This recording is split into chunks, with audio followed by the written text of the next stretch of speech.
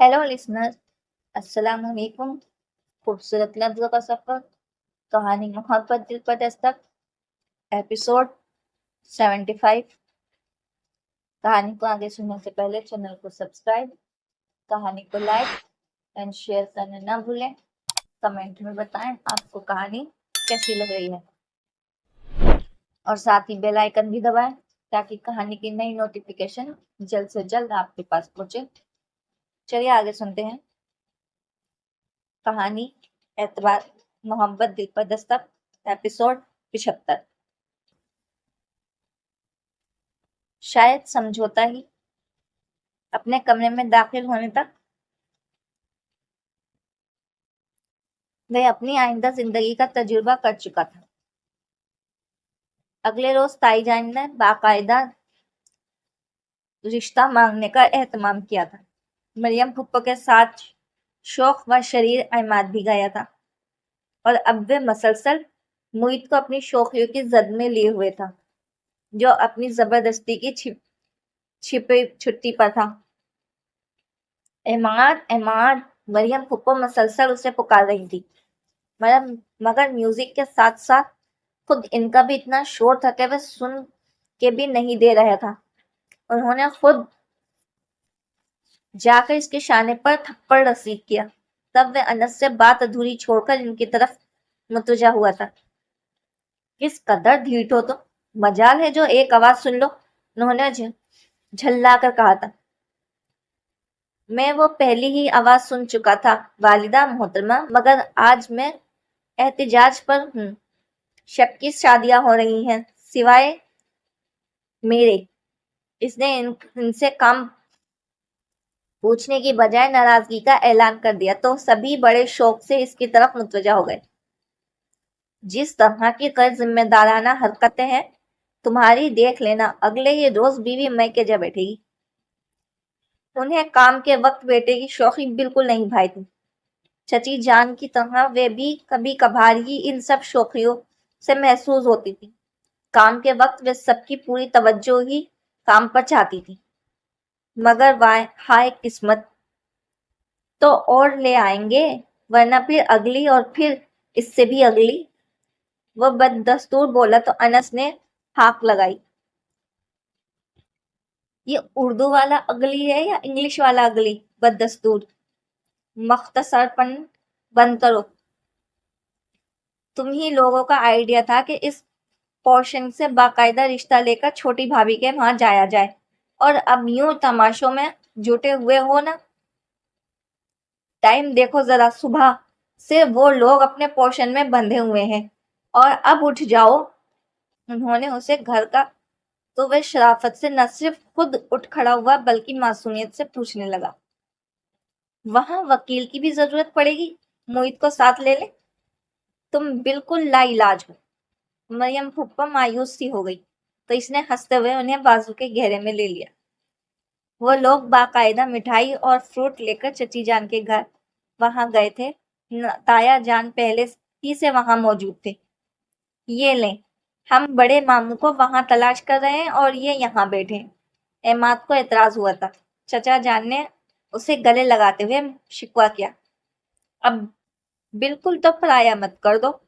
वो सब इत्मीनान से बैठकर बातों में मसरूफ हुए। निगी ने चची जान के साथ किचन का रुख किया था और बाकी अब जूही के कमरे का। वो सर मुंह लपेटे बिस्तर पर दराज थी। ओहो, तो यहाँ फराक घड़ियां गिनी जा रही हैं। एमाद ने मैंने खैस से जुमला कसा था। वे तप कर उठ बैठी।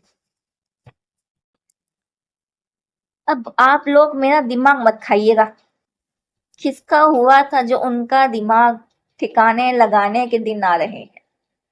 अनस गुनगुनाया तो वह खफूगी से उसे देखने लगी, जबकि एमाद ने उसका शाना थपक कर उसे दाद दी। फिर वे सब वहीं जमकर बैठ गए। हमरा इनके लिए वहीं जूस के गिलास ले आई थी। जरा देर में निगी भी आ पहुंची। मुझे बहुत खुशी हो रही है कि तुम मेरी देवरानी बन रही हो, इसने जूही को लपेट कर कहा तो नागवारिश के बावजूद वे अपने चेहरे पर निकलती तमतमाहट को छुपा नहीं पाई। यार, हम इस नालायक के लिए इतना अच्छा रिश्ता लेकर आए हैं और यहाँ मुंह पे फटकार बरस रही है। عماد کو تشویش لاحق ہوئی تھی۔ کوئی نہیں، ایسے ہی آپ اب تنگ مت کریں اسے۔ نگین نے زوہی کی سائیڈ لی تھی۔ مگر وہ لوگ کہاں باز آنے والے تھے؟ انس نے ٹھنڈی سانس بھرتے ہوئے متفسانہ انداز میں کہا۔ سنا نہیں؟ تم نے شاعر مشروق کا مرثا بڑی مشکلوں سے ہوتا ہے چمن دیدار یار، بڑی مشکلوں سے ہوتا ہے چمن میں دیداور پیدا۔ اس نے بڑی پر خاصا زور دیا تھا۔ سبھی خود سے بھی آئینہ دیکھ لیا کریں، آپ کے چہرے پر بھی کوئی خاص نور نہیں ہے۔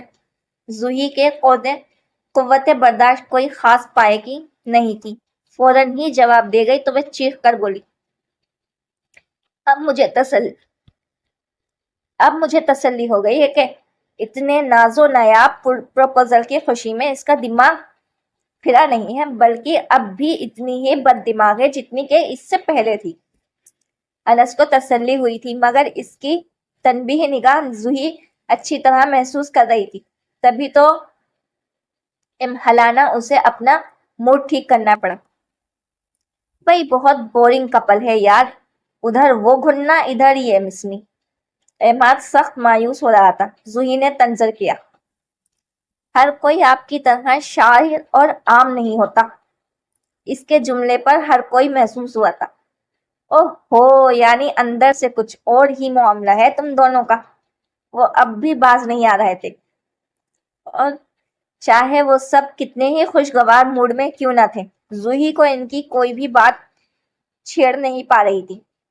ایک مسلسل بیزاری، کوفت اور سب سے بڑھ کر جبرن کا احساس۔ پھر منگنی کی تاریخ کو نوفل اور صبا کے لوٹ کے آنے کے اگلے دن طے ہوئی تھی، اور وہ ساکت بیٹھی اپنی قسمت کے اوراق کو الٹتے پلٹتے دیکھ رہی۔ زالے نے اسے بھی زبردستی اپنے ساتھ چلنے پر مجبور کر دیا۔ یہ بھلا وہاں کیا کرے گی؟ نوفل نے دبے لفظوں میں اپنی ناگواری کا اظہار کیا تو وہ متفسانہ انداز میں اسے لتاڑنے لگی۔ قسمت سے اگر بیوی اچھی مل جائے تو ناشکر ہو جاتے ہو تم مشرقی مرد، ہر چیز قسمت سے اپنا حق سمجھ کر وصول کرتے ہو۔ حالیہ سوچو تو، تم لوگوں پر تا عمر سجدہ شکر واجب ہو جاتا ہے، مگر سوچو تب نا۔ میں تو اس لیے کہہ رہا ہوں کہ ہم کام میں مصروف ہو جائیں گے تو یہ بور ہوتی رہے گی۔ اور پھر یونٹ کے لوگ، وہ فوراً سنبھلا تھا، مانا کہ تمہاری بیوی بہت خوبصورت ہے اور تم اس کے لیے بہت پوزیسو ہو، مگر اس کا مطلب یہ نہیں ہے کہ اسے دنیا سے چھپانے کی خاطر تنہائی کی مار مارتے رہو۔ صبا نے ان دونوں کی ساری گفتگو واش روم میں کپڑے تبدیل کرنے کے دوران سنی تو وہ خود میں عجیب سی شرمندگی محسوس کرنے لگی۔ کم آن زالے، اتنا ظالم نہیں ہوں میں، وہ خود بھی ایسی سچویشن کو اوائڈ کرتی ہے، میں بھلا ان پر پابندی کیوں لگاؤں؟ وہ صبا کو واش روم سے باہر نکلتے دیکھ کر بات ادھوری چھوڑ گیا تھا۔ زالے نے اس کے نظروں کا تعاقب میں پلٹ کر دیکھا تو جدید تراش کے ریڈ اورنج خوبصورت سی کڑھائی اور مزید لباس میں مبلوس صبا کو دیکھ کر اس کی آنکھوں میں بے ساختہ شائستگی اتر آئی تھی، جس کے اظہار میں اس نے قطعی کنجوسی سے کام نہیں لیا تھا۔ My God, you are looking beautiful Saba, لیکن اگر تم روزانہ یوں ہی لگتی ہو تو میری سمجھ میں نہیں آتا کہ نوفل کے حواس کیسے ظالم ہیں۔ مغرب کی یہی خوبی یا خامی کہہ لیں، وہاں لوگ بات کو دل میں نہیں رکھتے، ہر بات چھپائے، اچھی ہو یا بری، فوراً اگل دینے کے عادی ہے، تبھی تو انہیں ہماری طرح آر یا پار کے خدشات نہیں ستاتے۔ مگر ادھر صبا تھی۔ اس قدر کھلے الفاظ نے لمحے بھر میں اسے برف رختہ کر ڈالا۔ چہرے پر سے پھوٹتی تپش تو الگ رہی، وہ نوفل کی طرف دیکھنے لائق بھی نہیں رہی تھی۔ اس کا بلش کرتا چہرہ اس سے زالے کو مشرقی کا حسن لگا تھا۔ وہ بے ساختہ ہنسنے لگی۔ امیزنگ، تم واقعی لکی ہو نوفل، تمہاری بیوی تو ابھی تک تم سے بھی شرماتی ہے۔ اب چاہے نوفل اور صبا کے درمیان کچھ بھی ہو، کچھ بھی نہ رہا ہو، وہ اس سے کتنی بھی ناراض کیوں نہ ہو، فطری احساسات تو اپنا کنٹرول نہیں تھا کہ اپنی حیا کو بولڈنیس کا روپ دے کر زالے کی گفتگو انجوائے کرتی۔ وہ مرد تھا، وہ کر سکتا تھا، تبھی تو ان گفتگو کے دوران سینے پر بازو لپیٹے کھڑا مسکراتا رہا تھا۔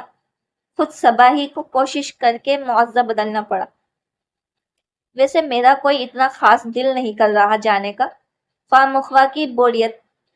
چاچا ایسے تو گزارا نہیں ہونے والا تمہارا نوفل اس کے ساتھ بہت ایکٹیو بندہ ہے، اس کے تو ہر وقت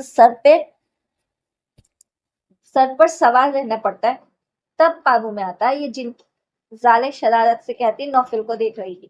صبا دل محسوس کر رہی، مگر نوفل ذومعنی انداز میں بولا تھا، تمہیں تو ایسا نہیں کرنا پڑتا، یہ جن تو ویسے ہی تمہارے قبضے میں ہے۔ زالے نے ہلکا سا کہکا لگا کر اس کے نظر فطرے کو انجوائے کیا تھا، پھر اپنے دھمکانے والے انداز میں بولی، ویسے ایک مشرقی بیوی کے سامنے ایسی باتیں کرنا خطرناک بھی ہو سکتا ہے۔ نہیں بھائی، میری مسز بہت معصوم ہے، وہ کہہ رہا تھا۔ معصوم یا بیوقوف، صبا کا دل کھرلایا تھا۔ صبا پلیز چلو نا، اور کچھ نہیں تو اپنا ہنی مون ٹرپ سمجھ کر ہی انجوائے کر لو۔ زالے نے اس کا ہاتھ پکڑ لیا تھا۔ صبا تو کچھ سوچنے کے قابل ہی نہیں رہی تھی۔ وہ جانتی تھی کہ نوفل اسے ساتھ لے کر نہیں جانا چاہتا، وہ خود بھی اس کے اعصاب پر سوار ہونے کی چاہت نہیں رکھتی تھی، مگر زالے یہ کیا چاہتی ہے؟ اسے تو چاہیے تھا کہ میرے انکار پر خوش کم جہاں پاک کہتی تو نوفل کو لے کر چلی جائے، اور اوپر سے اس کا کھلا ڈائلاگ، انداز گفتگو اتنی بے باک تو وہ کبھی بھی نہیں رہی تھی کہ زالے کے فکروں کو نوفل کے سامنے انجوائے کر سکتی۔ سو اسے اقرار کرتے ہی بنی تھی، اگرچہ وہ نوفل کی نگاہوں کی ناپسندیدگی کو بنا دیکھے بھی پہچان رہی تھی۔ دیٹس گریٹ، زالے خوش ہو گئی، یہ کون سا میری پرواہ کر رہے ہیں جو میں ان کی مرضی کے فکر کروں؟ صبا سوچ کر تسلی ہوئی۔